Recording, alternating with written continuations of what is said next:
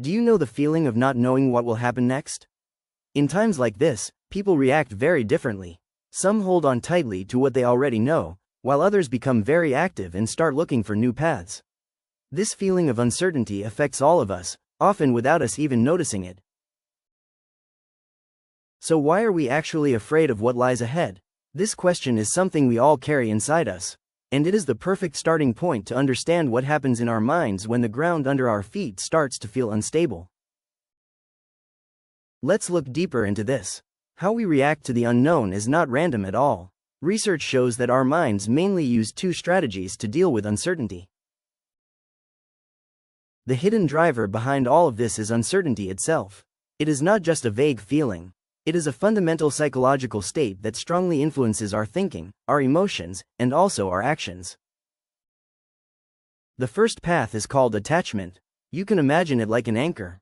When the sea around us becomes stormy, we instinctively drop this anchor and look for stability in what is familiar, our family, our friends, or rules that we already know. The goal is to find stability when we feel threatened. The second path is called adaptation.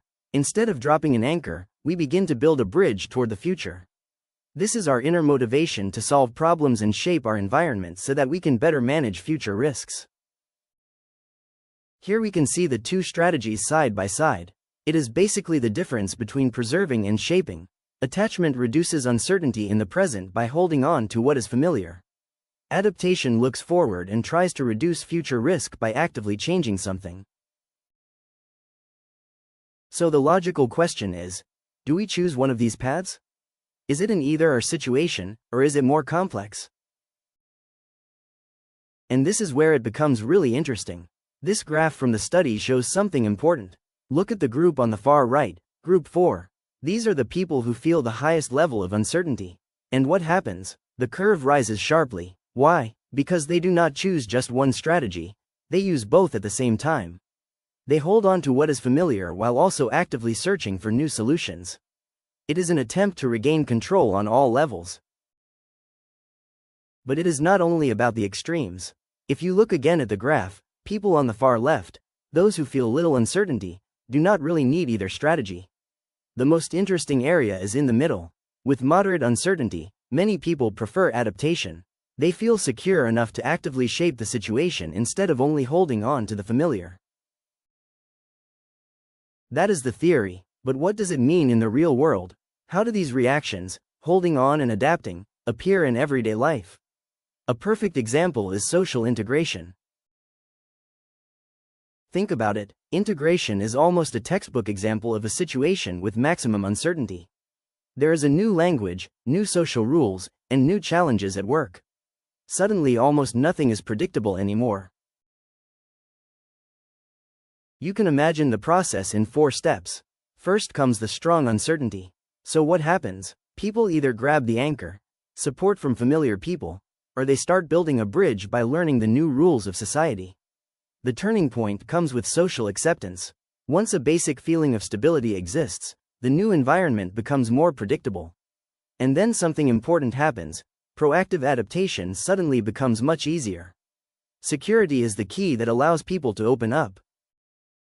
But these mechanisms also have a darker side. Let's look at how attachment, holding on to the familiar, can sometimes lead to discrimination. When uncertainty grows in a society, people often feel a strong need to hold on to their own group. This is a natural psychological reaction to regain a feeling of safety. However, this can have serious consequences. The feeling of us versus them becomes stronger.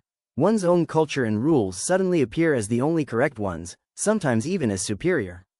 The result can be growing intolerance and a deep, often unconscious distrust of everything that seems different or unfamiliar. This is the crucial point. In this state of rigid attachment, adaptation, being open to new people or ideas, becomes psychologically very difficult. The door to change slowly closes. If this is the problem, what is the way forward? The theory gives us a clear hint.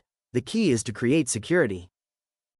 If uncertainty is the driving force behind these reactions, how can we break this cycle? The answer is both surprising and logical. The opposite of uncertainty is not certainty. It is security. It is not about perfectly predicting the future. It is about having a stable foundation that makes us feel safe enough to face the unknown with courage. And this sense of social security does not appear by itself. It grows in a predictable environment, with clear and fair rules that apply to everyone, respectful communication, and stable institutions. All these things together create the feeling, I am safe here, I can rely on something. And this leads us to the central message: uncertainty works like a switch. It can lead us either toward separation or toward connection. If we succeed in creating social security, we strengthen the psychological foundation people need to respond to new situations with openness instead of fear. And that is the key to making integration easier and reducing discrimination, a lesson that ultimately concerns all of us. Today we discussed a study by David Baker, 2011. Do you have questions or topic suggestions? Write to YouTube at EmpowerMigra.com. EmpowerMigra, understanding begins with listening.